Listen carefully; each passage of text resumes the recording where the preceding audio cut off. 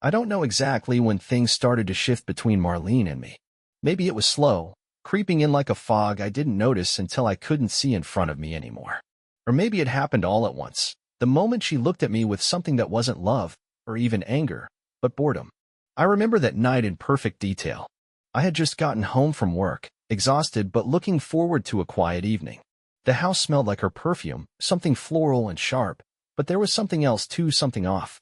A tension in the air that I couldn't quite name. She was already at the dinner table, wine glass in hand, her long fingers tracing circles around the rim. "We need to talk," she said. That phrase alone should have sent alarm bells ringing, but I was too tired to brace for impact. I sat down across from her, forcing a small smile.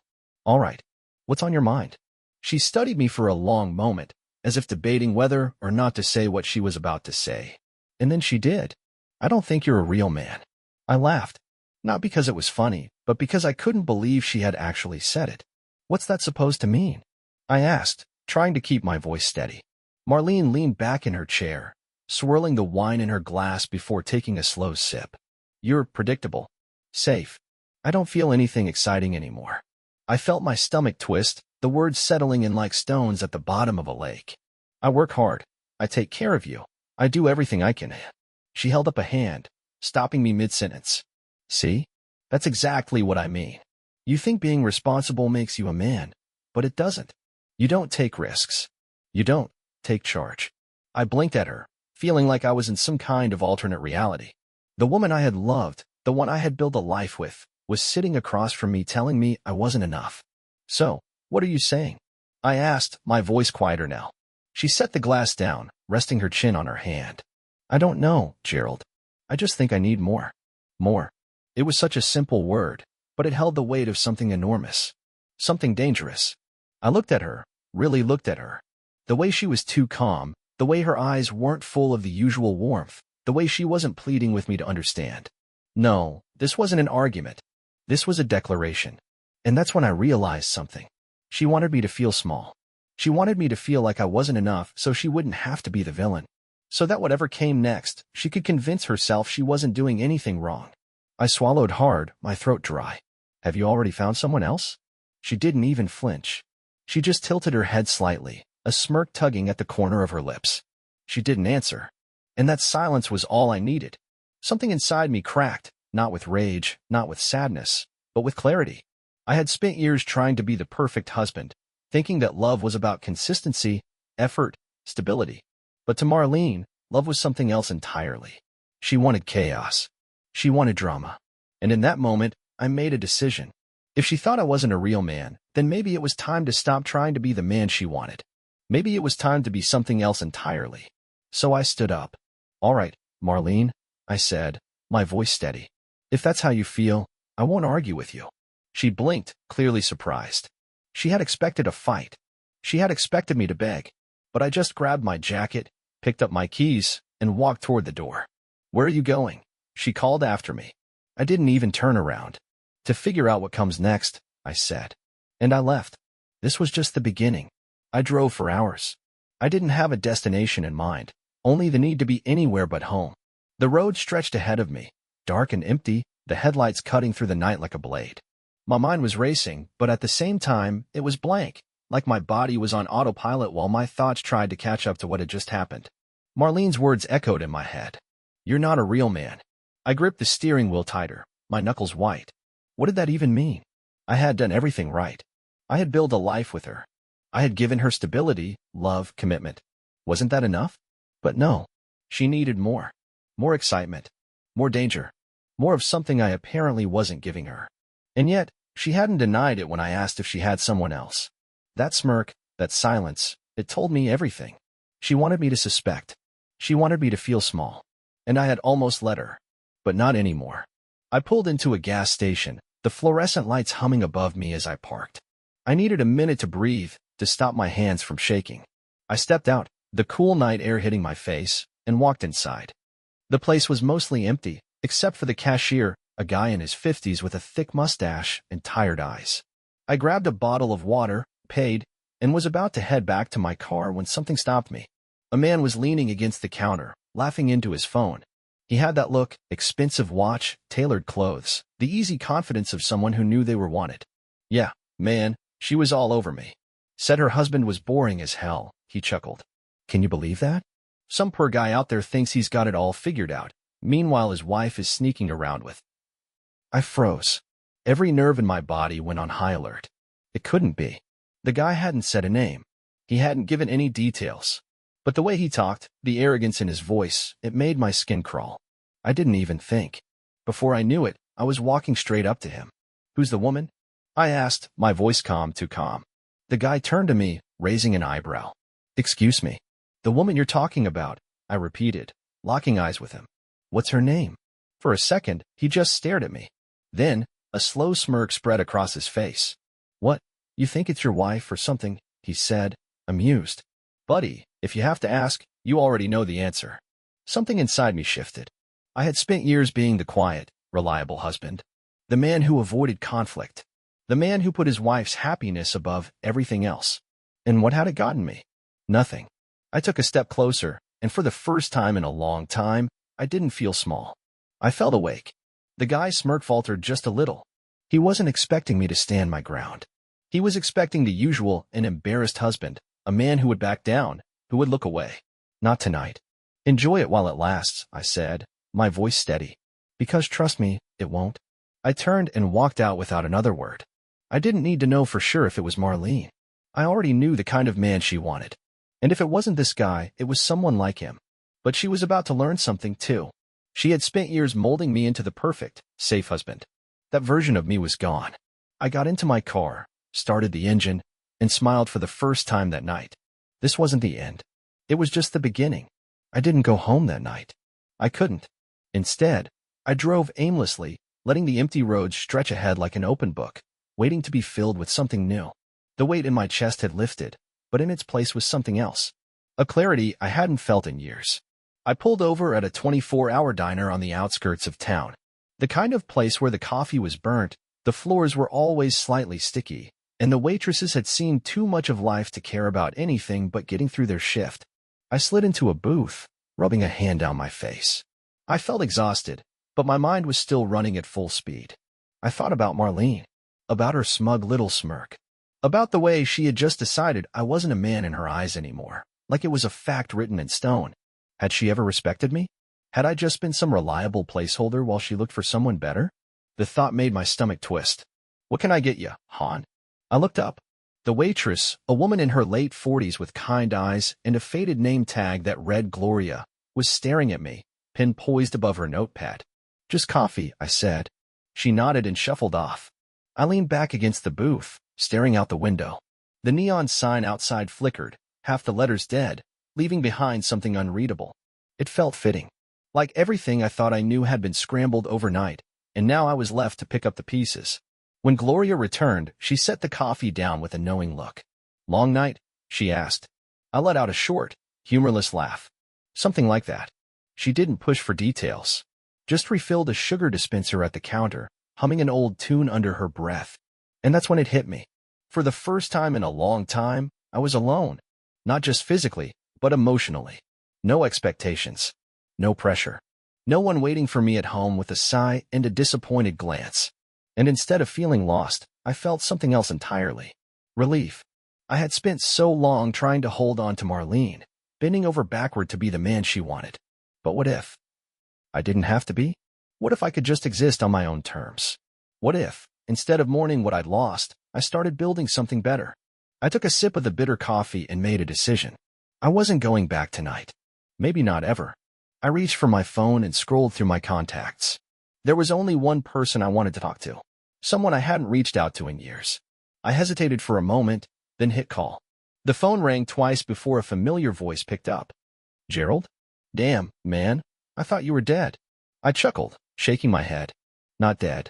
Just overdue for a change. Silence. Then a knowing sigh. Marlene. I exhaled slowly. Yeah. She finally did it. Huh? Yeah.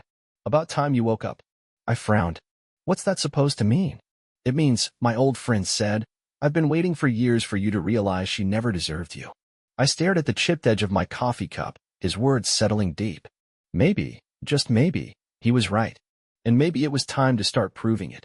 I ended up at an old motel, the kind where the neon sign buzzed like an insect and half the rooms probably hadn't been cleaned properly in years. But I didn't care.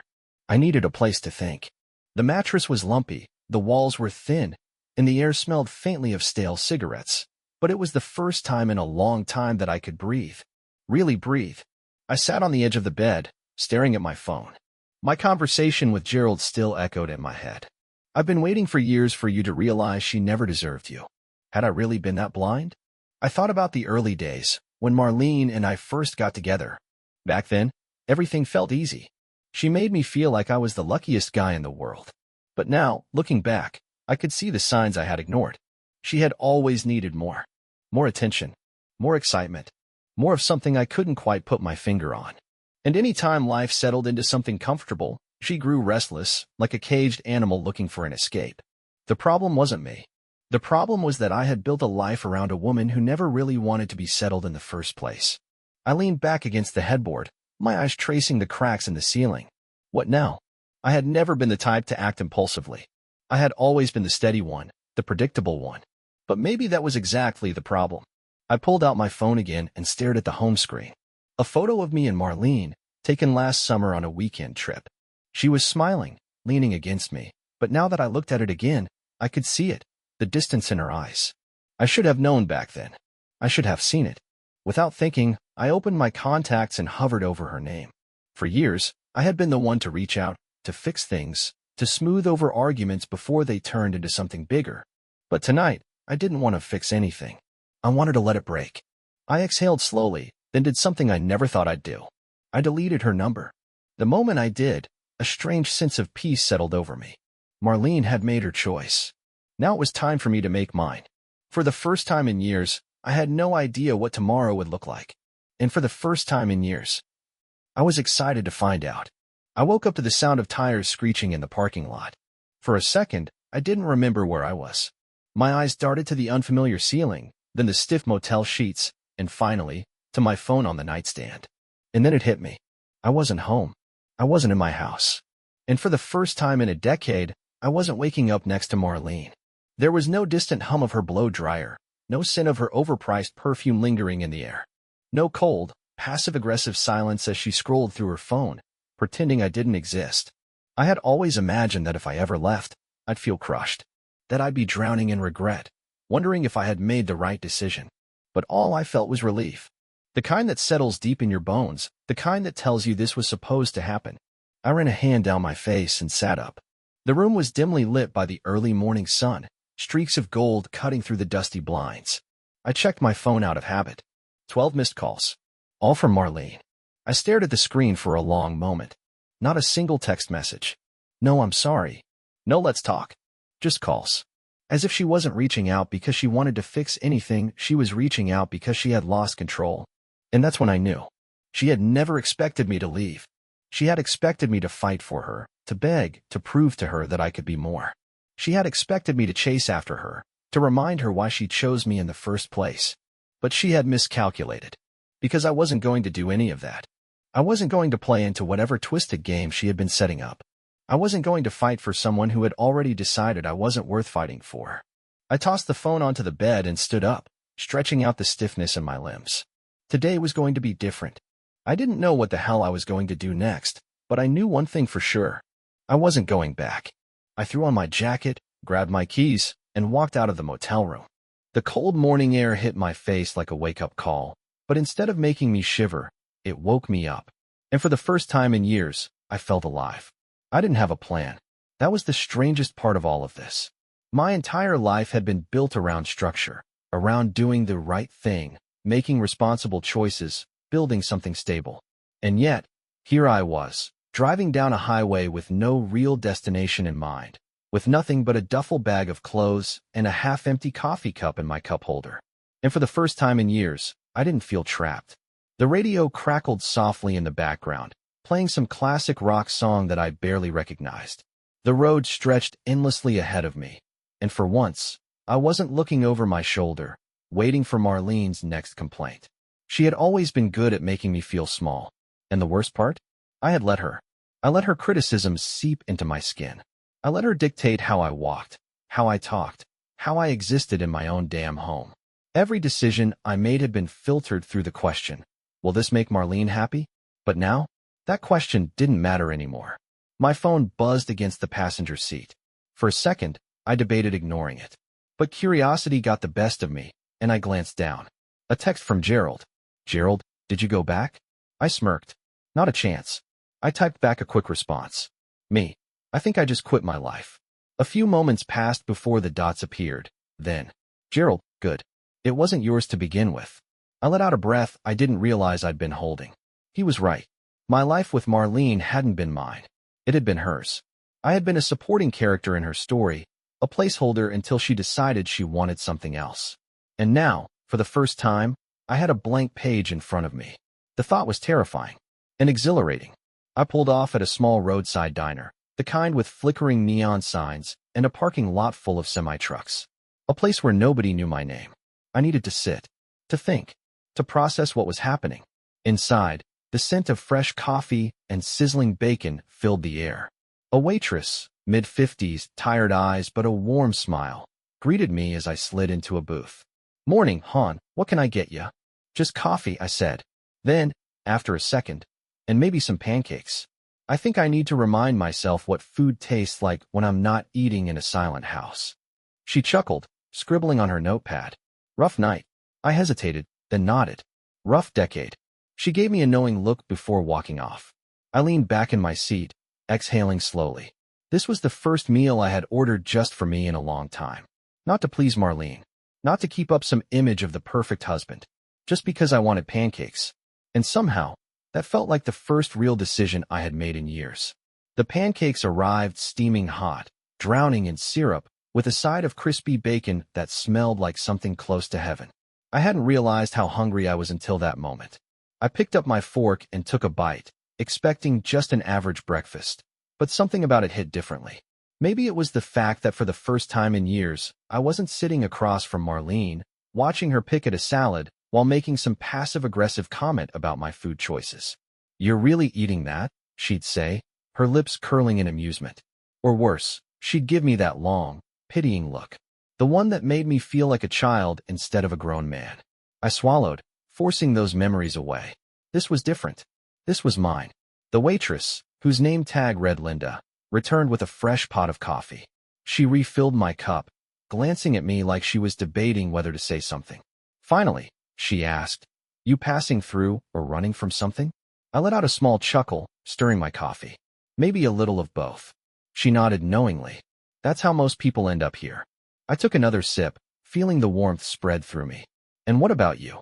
She smiled, shaking her head. Oh, I ran a long time ago. Just ended up stopping here. I wanted to ask more, but I got the feeling that was as much as she was willing to share. Linda moved on to another table, and I turned my attention back to my phone. Another text from Gerald. Gerald, you still breathing? Me, yeah. Eating pancakes like a free man. A few seconds later, he responded. Gerald, proud of you. Now what's the plan?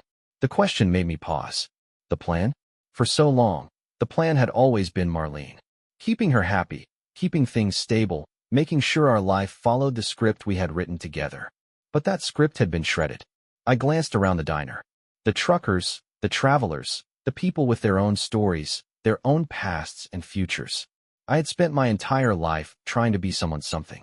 Maybe it was time to just be me. Me. For the first time, I don't have one. Gerald responded almost immediately. Gerald, then maybe you're finally doing it right. I let out a slow breath. He was right. For the first time, I wasn't chasing after something. I wasn't trying to fix something that had been broken for years. I wasn't walking on eggshells, afraid of saying or doing the wrong thing. I was just existing. And maybe, just maybe, that was enough. I finished my pancakes, left a generous tip for Linda, and walked out into the morning air. The world felt different, lighter. I climbed into my car, gripping the steering wheel, and smiled. This time, I wasn't driving away from something. I was driving toward whatever came next. I didn't check my phone again. Not for missed calls. Not for texts. Not for any desperate attempt from Marlene to reel me back in. Because none of it mattered anymore. For the first time in my life, I wasn't waiting for someone else to tell me what to do. I wasn't trying to fit into a mold that someone else had carved for me. I wasn't walking a path someone else had mapped out. I was free. The diner faded into the rearview mirror as I pulled back onto the highway. The road stretched ahead, endless and open, and for the first time in years, I had no idea where I was going. And that was the best part. I rolled down the window, letting the crisp morning air rush in, filling my lungs with something new. Something that felt like possibility.